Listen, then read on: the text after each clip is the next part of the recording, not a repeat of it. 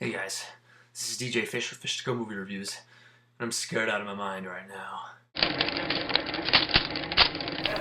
That's the picture. Welcome those of you starting or following on my 100 Days, 100 Movies challenge. Now today may be the last day of September in 2011, but because this is only day 13 of the challenge, that technically makes this Friday the 13th.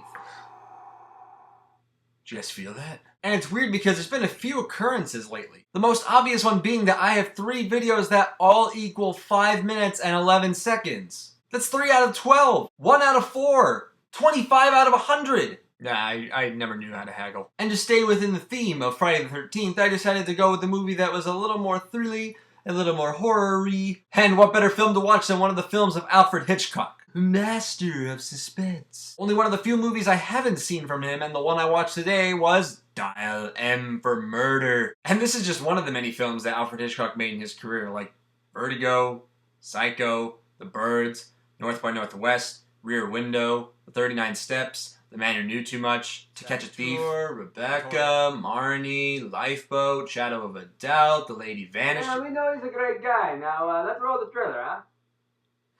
The London Daily Mail headlined, "A murder thriller with a difference." The New York Daily Mirror wrote, "It holds your attention like a vice." Where's the nearest police station? What could you tell them?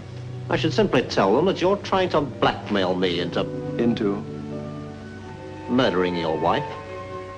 Fantastic, isn't it? But you know he's right, don't you, Tony? You've worked it out to the smallest detail.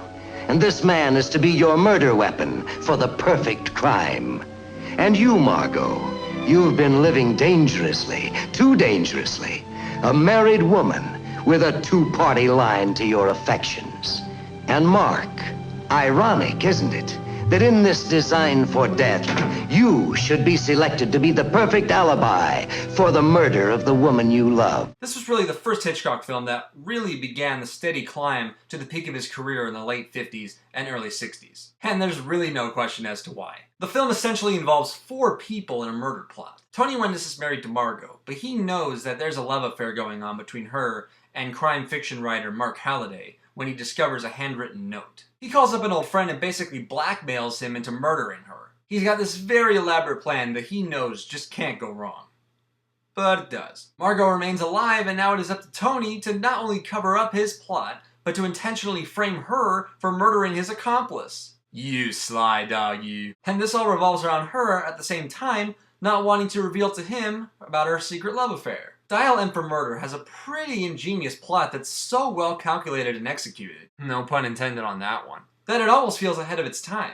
Luckily, it separates itself from films of the time because it's wonderfully under the focused direction of Sir Alfred Hitchcock. Here he uses high angles and Dutch angles and transitioning devices that would become much more evident and more refined in the films soon following it. It's also notable for being one of the few films that takes place entirely in one location. Sometimes when you have a mystery or thriller, you've got the crime scene, and then you go to the police station where they do their work, and all the other locations that are involved in the crime. Literally, it's just one center living room, and occasional trips to the bedroom, and right outside of it. Some of you may find this innovative, and some of you might find it a little tedious. I'm in the former. Though looking at the IMDb page, I discovered that this was a film adaptation of the stage play written by Frederick Knott. And the whole wanting to bring that one location to film makes a whole lot more sense. But was it the wisest choice? When all is said and done, the film kind of does play out like a stage play. There's specific blocking and structured dialogue that all has to fit into this master plan that I could see some people finding the film less empowering and awkwardly paced. And there's even an intermission.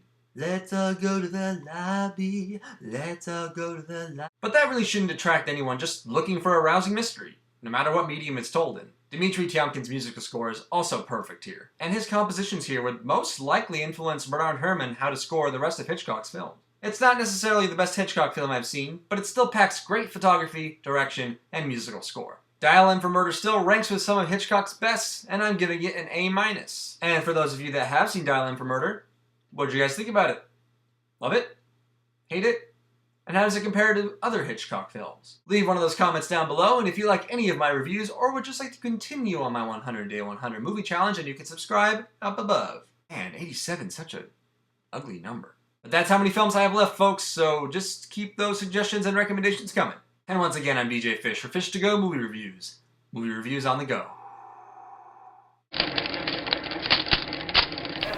That's the picture. By the way, if this film is done at 5'11", I'm out.